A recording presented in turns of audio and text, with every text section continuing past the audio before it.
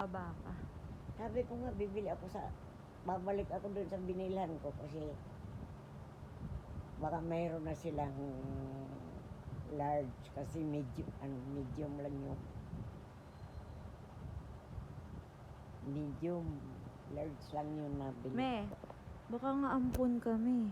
Ha? Baka nga ampon ka. Hindi ko naintindi. Baka ampon ka nga. Ambos? Ampon. Ampong? Paano pag ampon ka? Ha? Wala naman akong ibang hindi ako nakarating doon sa lugar na yun Nang makarating ako doon, pagkalipas ng gera, ng war, 5 years yata, hindi. Ano na ako, magsisiyam na taon na ako. Napunta kami doon, hindi ko pa matandaan yung mga lugar. 7 taon ako, hindi ko pa matandaan yung mga lugar na yun. Ang alam ko lang doon, yung lugar na yun, patag. Walang bundok. Kaya pag tag-ulan, parang parang ang tawag doon, parang parang lawa. lawa. Walang tatakbuhan ng mga tao kapag ano. Ba't kailan ba lumipat dito si Mamang? Ha? Kailan ba lumipat dito si Mamang? Kailan na? Lumipat si Mamang. Saan? Dito. 1948. Dito ka na pinanganak? Hindi, doon pa. Doon pa?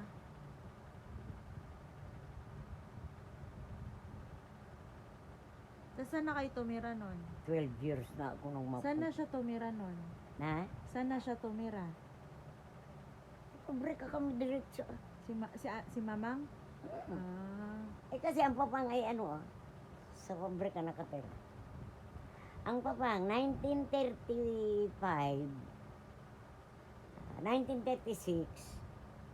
napunta na dito sa pabrika. Nagtrabaho na yan dyan.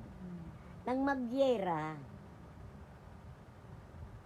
ang kuya ko, nung tapos ang gera, 1946, pumunta siya rito. Kasi yun ang kasama namin doon ang kuya at saka yung namatay na kasunod ko. Ang mama, ay 1948. 1946, pumunta rito ang kuya. Nung 1948, umuwi siya. Sinundo niya kami. Mahusay din ang ng kuya ko. Ang papang kasi may kinasama dito. Noong gera. Wala. Hindi may kapatid ka sa labas? Pinuntahan namin sa dalawa. Pareho ng patay. Pinuntahan namin sa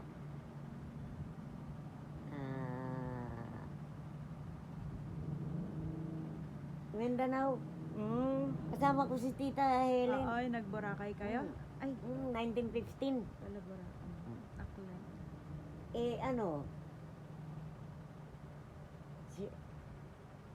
Inahatid muna ng kuya ron sa lugar nila yung babae. Kasama ng 2 anak.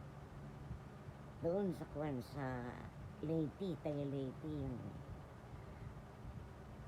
Nung iyan magkasakit, ang papang, hiniling niya sa kuya na tinaman niya diniretso raw ng kuya na gusto niyang makita. Pero parang nagpaparinig siya sa kuya na gusto niyang makita yung anak niya. Ang ginawa ng kuya, Sinong kuya? Narding. Okay. Ang ginawa ng Kuya Narding, kinontak niya yung babae na kung pwede, sunduin niya yung 2 bata. Pumayag naman. Pero kasama siya hanggang dito sa Maynila. Hindi siya kasama hanggang doon sa bahay. Sa Maynila siya, may mga kapatid siya. Iniuwi sa amin ng kuya yung 2 bata. Ano sabi ni Mamang? Ano sabi ni mama? At tinanggap niya, pinag-aral pa niya yung babae. Eh, Oo, pinag-aral niya yun. baita. Ano, Sana all. may kasunduan na kami noon ng kuya. Kanya yung lalaki, kasi bunso lalaki. Mm. Yung babae. Sa akin, yung lalaki sa kanya. Yan daw ang usapan nila nung babae, yung nanay. Aba, ay hindi nasunod eh. Nung tapos na mag-aral ng ka-eskwela ng kuya, ng Tito Bebing yun. Kaedad pa niya, Mm. yung babae, panganay. Matapos ng grade 6,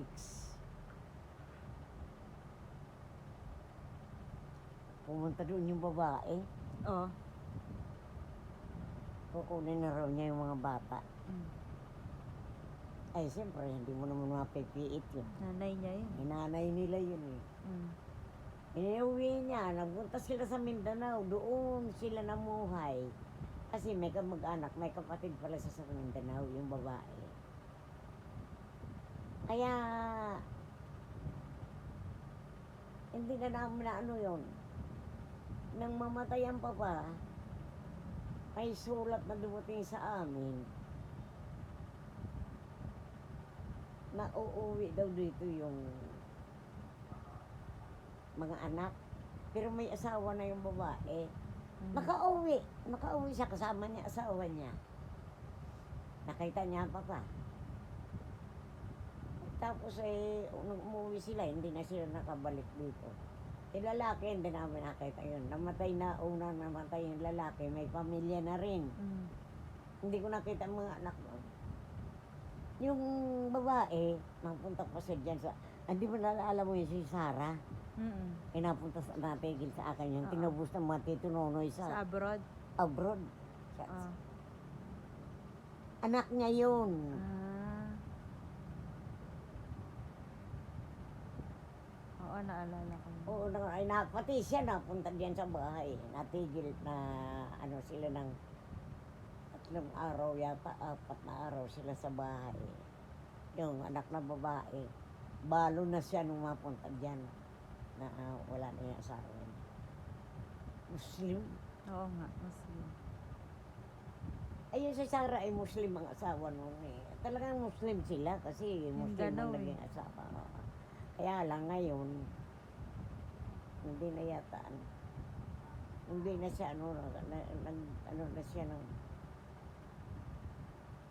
hindi ko alam kung nagbalik siya sa Katoliko. Eh, yun ang nakagis na nila eh. Muslim. Nasaan Lagi na yung si may- Sarah? Laging may ano sa akin, message sa akin yung ano, si Lorna Ahol Gonzales. Namatay na rin nga, ano, Sino? isang taon. Sino? Yung Lorna, yung Kala ko si kapatid ng, Sarah.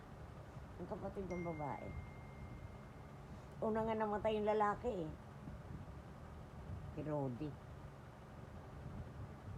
Pero nung bago dito, siyempre bata, di ko alam kung 10 taon. Wala pa. Pinanood ng daddy nyo. Pinanood ng sine sa bayan nung may sine. Eh, bata nga kasi, hindi naman nakakakita ng mga ganun din sa kanila. Mm. Pag tingala niya, nakita niya yung ventilador may kuta. Sabi dun sa kapatid kay Gloria. Gloria yung kapatid namin eh. Nini, tanawa ka na nagatulilik na. Marunong ka magbisaya, me? Marunong naman ako eh. Usap nila. Dito naman sila natuturin sila ng Tagalog dito. Tulilik. Yung tawag kasi doon sa umiikot, tulilik. Tulilik. Tinakpan ng babae. Tinakpan ni Gloria yung bibig ng kapatid at maingay. May isip-isip na rin kasi si Gloria nung bago pa lang sila dito. Nakatapos din ang grade 6 dito yan. 2 taon na ta silang pinag-aral ng mamang. Eh, ikaw din, me, di ba? Na, Ikaw din. kila? Ikaw din. Di ba may ano din si daddy? Daddy mo? Oo, may asawa sa labas. Ah, unang asawa. Ah, pangalawa ka ba? Oo. Ah. Ang nanay nila, Tito Bebeng. Ah. Conchita. Nasaan yun? Namatay na bago ka mapangasawa ni daddy? Kabit kami. Mo hindi mo, kasal kami. Kasal kami ba? Kala ko you're a mistress. Nandito na Oh pala ito. no. Mami. Mami.